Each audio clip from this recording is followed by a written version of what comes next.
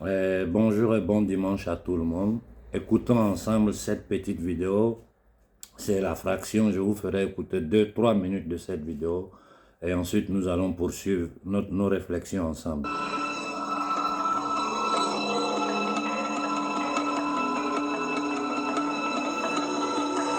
Nous, assassins économiques, sommes les réels responsables dans la création du premier véritable empire global. Et nous travaillons de nombreuses façons différentes. Mais peut-être que la façon la plus commune est que nous identifions un pays détenant des ressources, comme le pétrole. Alors nous arrangeons un énorme prêt pour ce pays auprès de la Banque mondiale ou l'une de ses organisations sœurs. Mais l'argent ne va jamais réellement au pays. À la place, il est utilisé par nos grosses corporations pour construire des projets d'infrastructure dans ce pays. Centrales énergétiques, parcs industriels, ports, des choses qui profitent à quelques personnes riches de ce pays en plus de nos grosses corporations.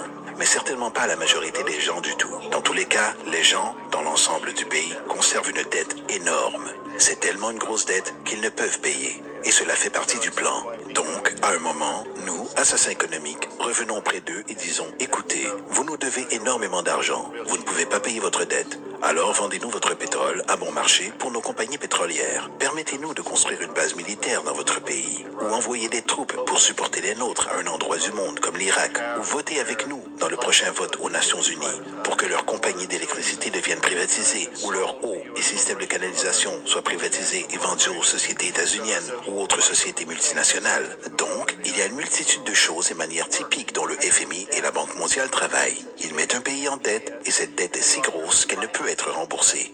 Après quoi, elle offre de financer à nouveau cette dette et se faire payer plus d'intérêts. Et vous demandez ce quiproquo, que vous appelez conditionnalité, terme du FMI désignant certaines exigences ou bonne administration, ce qui signifie qu'ils doivent vendre leurs ressources, incluant plusieurs de leurs services sociaux, leurs sociétés de maintenance, leur système scolaire, parfois leur système pénal, leur système d'assurance à des sociétés étrangères. Donc c'est un double, triple, quadruple renvers dévastateur. Le besoin d'un tueur à gages économique est né au début des années 50, alors que Mossadegh venait d'être élu démocratiquement en Iran. Il était considéré comme l'espoir pour la démocratie dans le Moyen-Orient et considéré comme l'homme de l'année selon le Time Magazine. Une chose qu'il a apportée et fini par appliquer était que les compagnies pétrolières étrangères devaient payer le peuple iranien bien plus pour leur pétrole qu'elles ne le faisaient et que les Iraniens devaient profiter de leur propre pétrole. Politique étrange. Nous n'avons pas aimé cela, bien sûr. Mais nous étions anxieux de faire ce que nous faisons normalement, qui est d'envoyer les militaires. À la place, nous avons envoyé un agent de la CIA, Kermit Roosevelt, un parent de Teddy Roosevelt. Et Kermit y alla avec quelques millions de dollars. Et cela fut très, très efficace. Et dans un court laps de temps, il réussit à faire renverser Mossadegh et fit entrer le Shah d'Iran pour le remplacer, ce qui a toujours été favorable au pétrole. Et c'était véritablement efficace.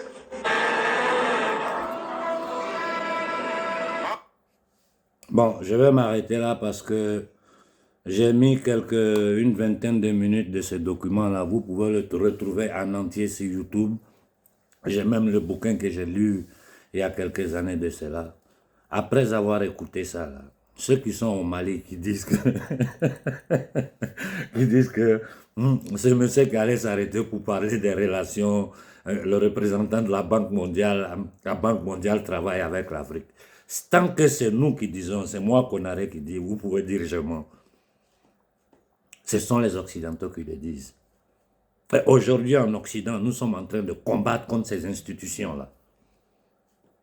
N'importe qui du gouvernement malien qui a écouté cet extrait de cette vidéo-là, qu'est-ce que tu me réponds? Qu'est-ce que tu me réponds?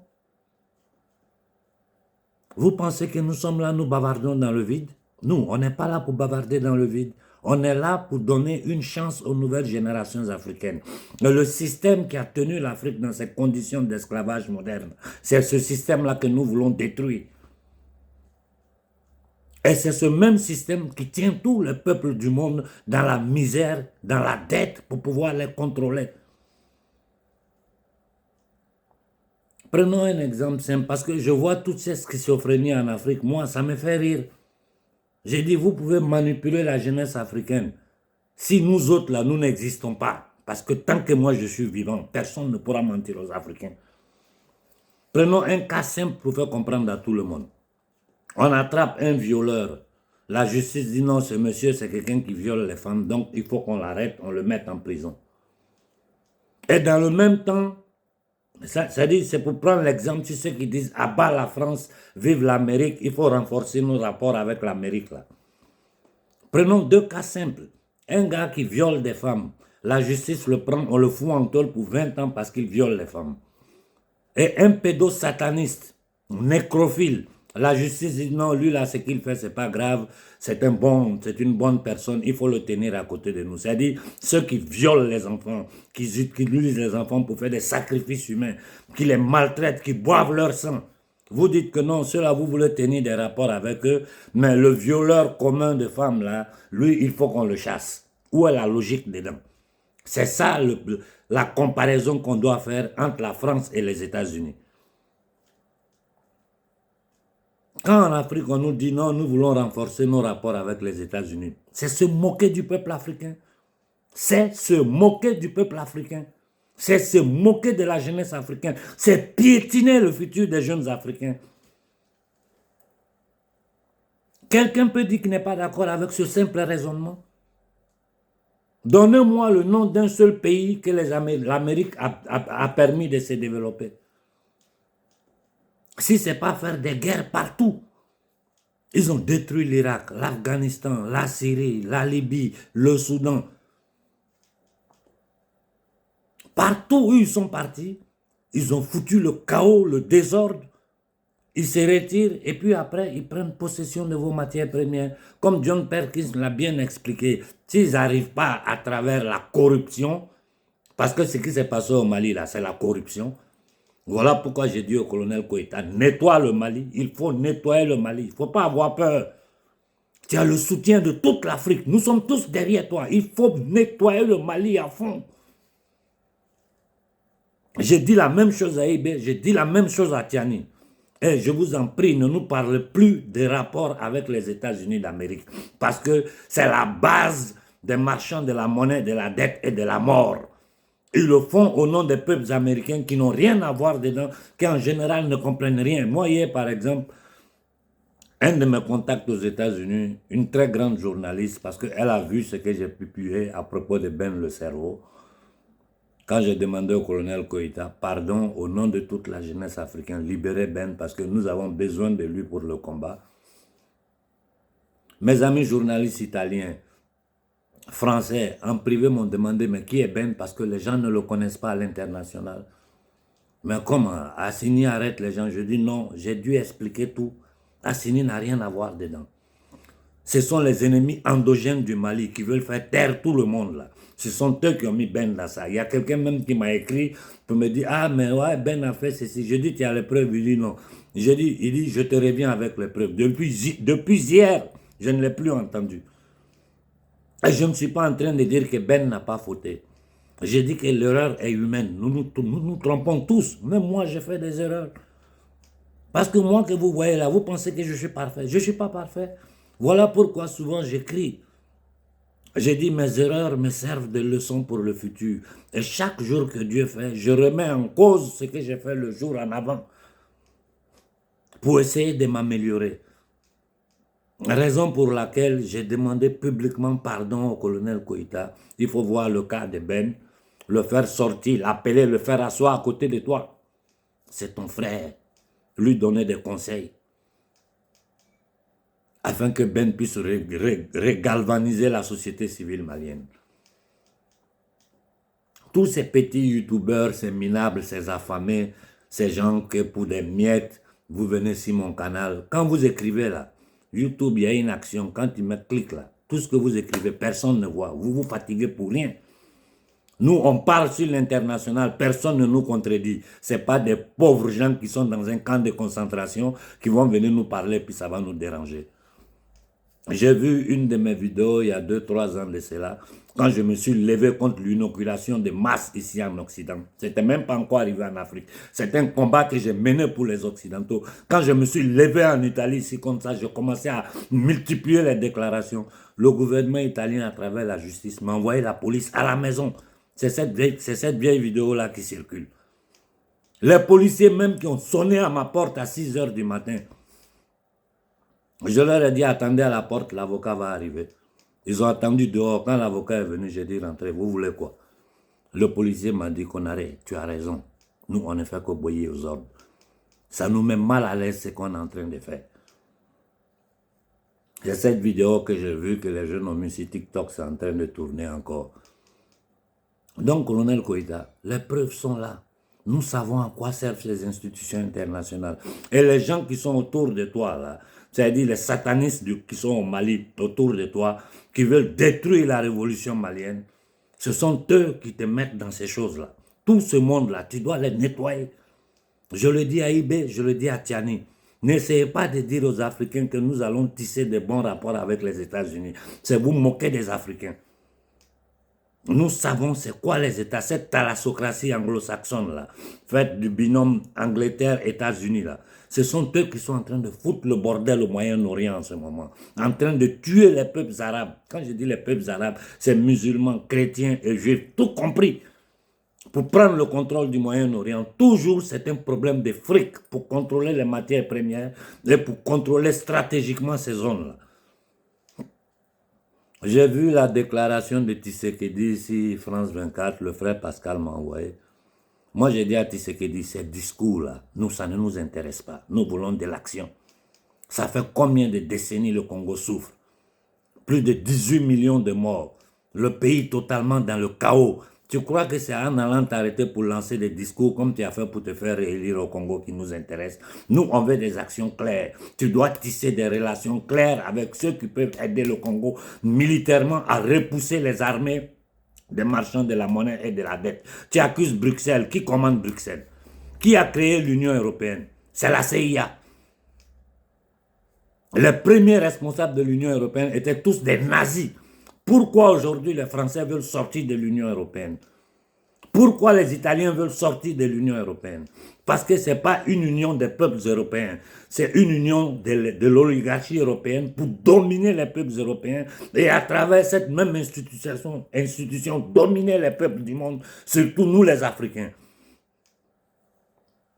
Regardez dans quelles conditions l'Allemagne est aujourd'hui. L'Allemagne est en pleine récession parce que la CIA a fait un attentat pour détruire les gazoducs russes qui fournissaient l'énergie à bon prix aux Allemands, qui permettaient à l'économie allemande, qui était la première industrie d'Europe, de se développer et de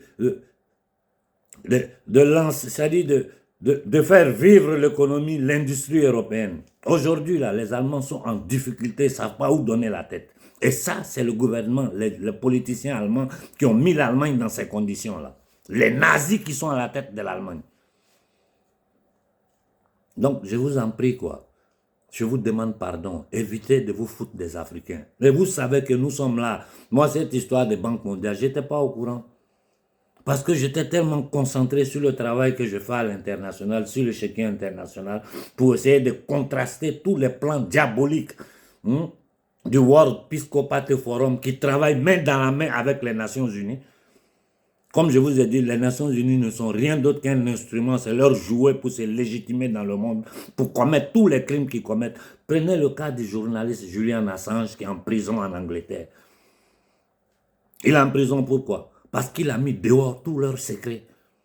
Il a fait voir au monde entier les crimes de l'armée américaine en Irak, les crimes, c'est-à-dire tous les secrets des voyous qu'on appelle politiciens, des satanistes, des pédophiles aux États-Unis. Il est en prison pour ça.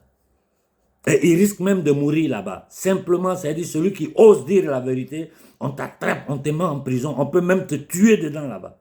Donc nous autres qui parlons, nous savons les risques que nous courons. Moi, ils sont rentrés 3 fois dans ma maison, une maison blindée avec télécaméras, tous les systèmes de sécurité. Ils ont pu rentrer 3 fois, 2 fois j'étais absent. La 3e fois, j'étais couché, moi, ma femme, dans la maison. Ils sont rentrés.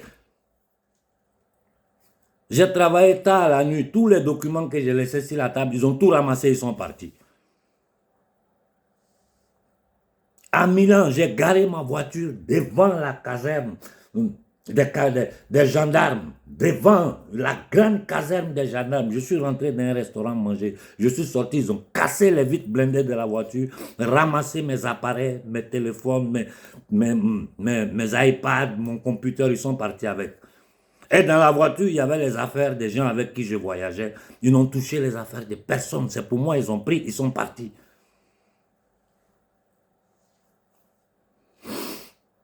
Voilà dans quoi nous sommes.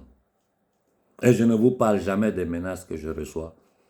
Parce que je ne suis pas dans du matu-vu. Le combat, là, quand tu arrives à un certain niveau de popularité, là, où tu restes intègre parce que tu sais que ce que tu es en train de faire, ça peut sauver la vie à des centaines de millions de personnes.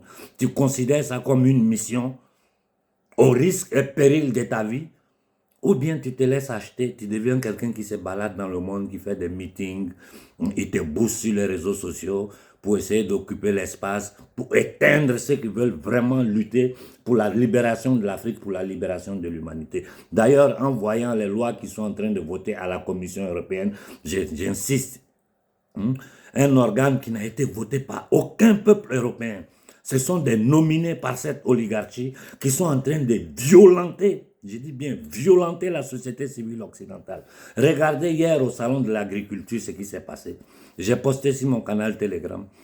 C'est là où vous voyez la colère de la société civile occidentale qui a commencé à se réveiller. Mais moi, j'ai toujours dit, tant qu'en Occident, nous mènerons le combat de façon sectaire, ces gens-là vont réussir à continuer dans leur plan diabolique. Il faut que toute la société civile occidentale, accompagnée de nous, peuples d'autres continents qui vivent en Occident, nous nous levons pour faire sentir notre voix sur le chéquier international, pour dire que la démocratie, c'est le pouvoir du peuple par le peuple et pour le peuple, et non le pouvoir d'une oligarchie satanique qui veut imposer un paradigme démoniaque à toute l'humanité en la détruisant dans son essence. Je vais revenir sur le cas du Tchad parce que, comme je vous ai dit, je suis tellement pris par ce que je fais ici au niveau de l'Occident.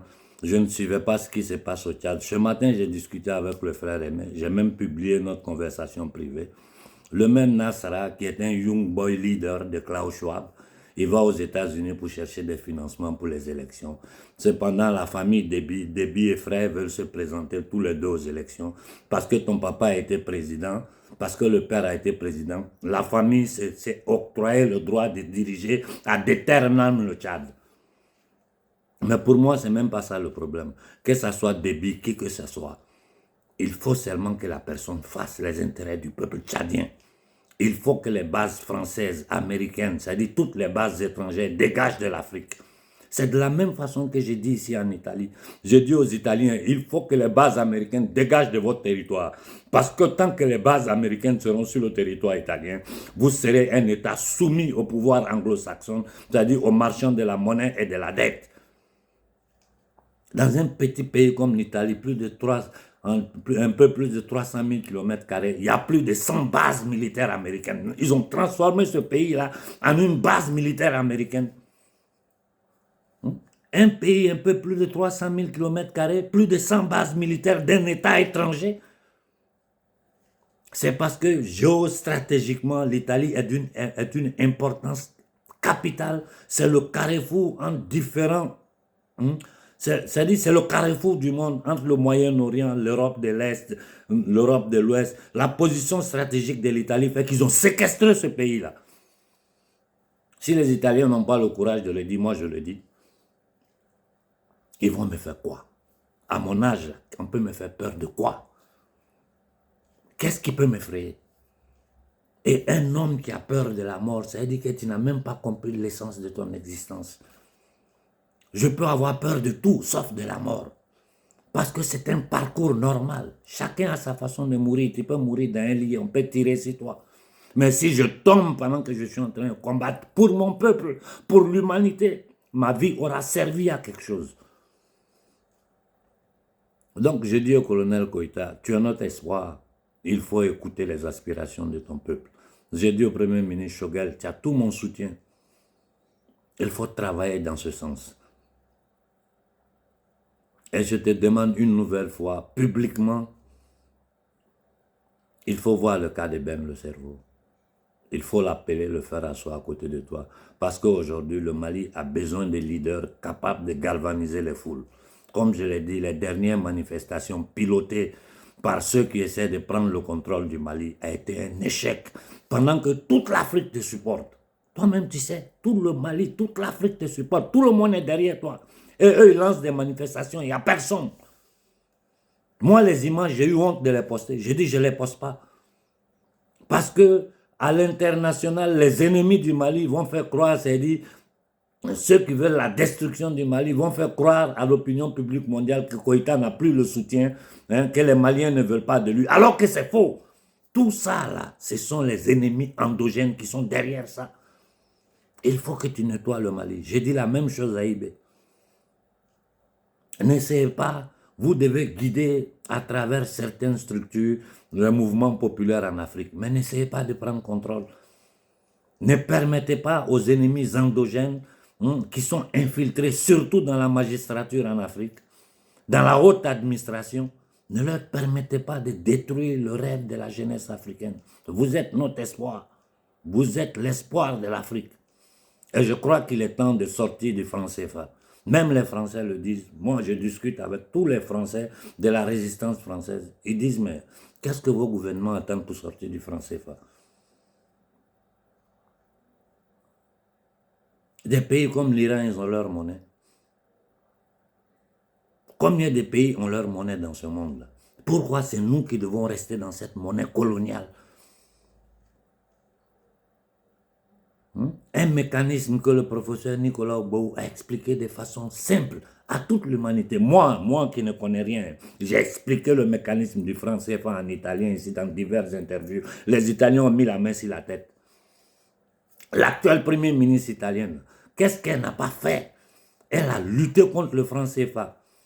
À un certain point, là, elle se tue parce qu'on devait l'envoyer au pouvoir. Aujourd'hui, je lui pose la question publiquement. Toi qui as été celle qui a sorti le problème du franc CFA à l'international, pourquoi aujourd'hui tu ne dis plus rien? Non seulement elle ne dit plus rien, elle joue de la comédie en appelant des nègres de salon, venir les faire asseoir en Italie, raconter des bêtises, hein, que non, on va faire ça pour l'Afrique. Vous allez faire quoi pour l'Afrique? Ça fait 75 ans que vous répétez le même discours.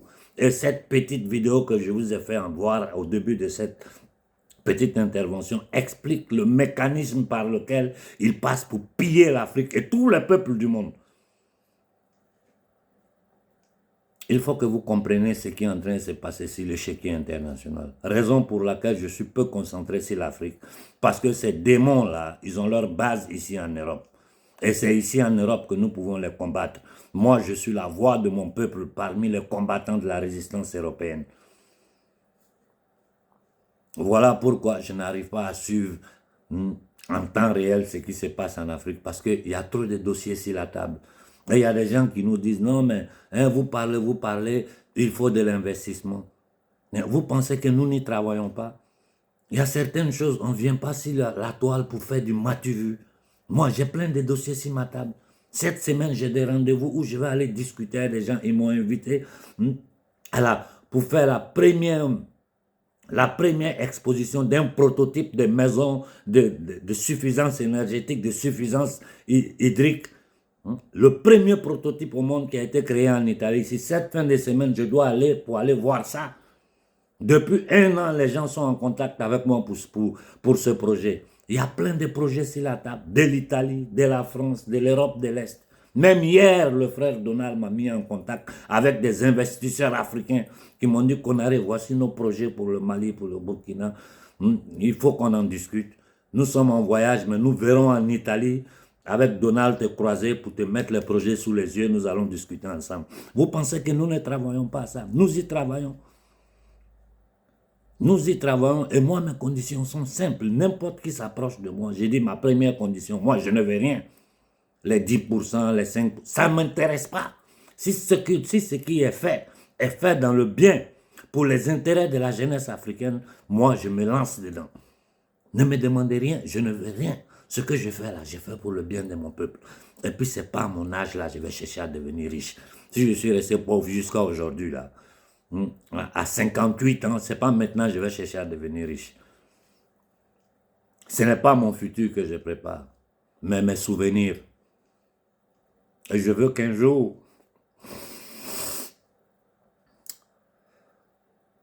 la nouvelle génération se rappelle de nous, du combat que nous avons mené pour la libération de l'Afrique. Je m'arrête là, j'ai dit bon dimanche à tout le monde.